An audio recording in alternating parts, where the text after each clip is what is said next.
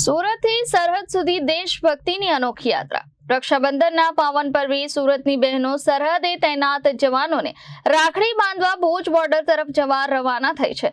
રાખડી મીઠાઈ અને દેશવાસીઓની શુભેચ્છા સાથે બહેનો જવાનોને પારિવારિક હૂંફ આવશે, ત્યારે આ બહેનોએ તેમની આ યાત્રાને ચારધામની યાત્રા સમાન ગણાવી છે। રક્ષાબંધન એટલે ભાઈ બહેનના પવિત્ર પ્રેમનો પર્વ, પરંતુ સુરતની આ બહેનોએ રક્ષાબંધનની ઉજવણીને દેશ પ્રેમ સાથે જોડી છે। સરહદ પર દેશની રક્ષા કરતા જવાનોને રાખડી બાંધવા માટે સુરતની બહેનો ભુજ બોર્ડર તરફ રવાના થઈ છે। હાથમાં રાખડી સાથે મીઠાઈ અને દિલમાં જવાનો માટે અઢળક શુભેચ્છાઓ। સરહદે ફરજ બજાવતા જવાનોને પોતાના પરિવારથી દૂર રહેવાનો અહેસાસ ન થાય અને રક્ષાબંધનના પર્વે તેમને બહેનના પ્રેમની હૂંફ મળે, એ જ આ યાત્રાનો મુખ્ય સંકલ્પ છે। બહેનોનું કહેવું છે કે અમારા માટે આ યાત્રા ચારધામની યાત્રા સમાન છે।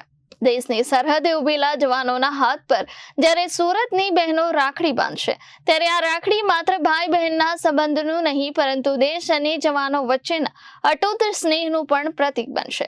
ભારત માતાની રક્ષા કરતા જવાનોને સલામ અને આ બહેનોની દેશભક્તિને પણ નમન। જય હિન્દ, વંદે માતરમ। હું જગદીશ વાણિયા, જયવીરતા ફાઉન્ડેશન પ્રમુખ સેવક।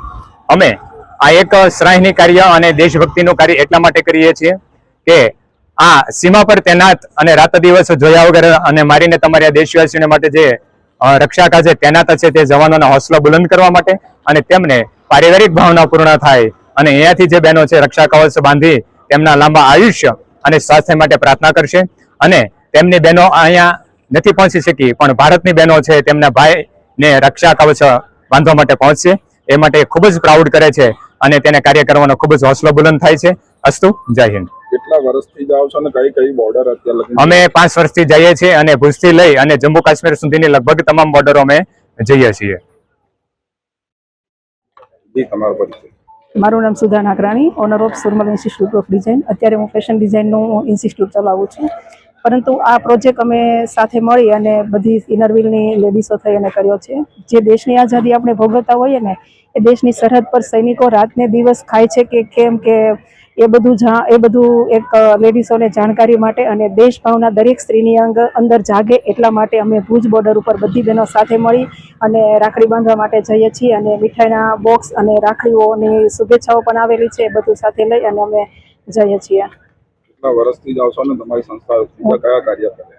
હું દેશને લગતા બધા જ કાર્ય કરીએ છીએ, પણ આ બોર્ડર ઉપર અમે ફર્સ્ટ ટાઈમ જ પરમિશન મળી છે, એટલે અમે ફર્સ્ટ ટાઈમ જ જઈએ છીએ। Bureau report, Janadesh news, Surat.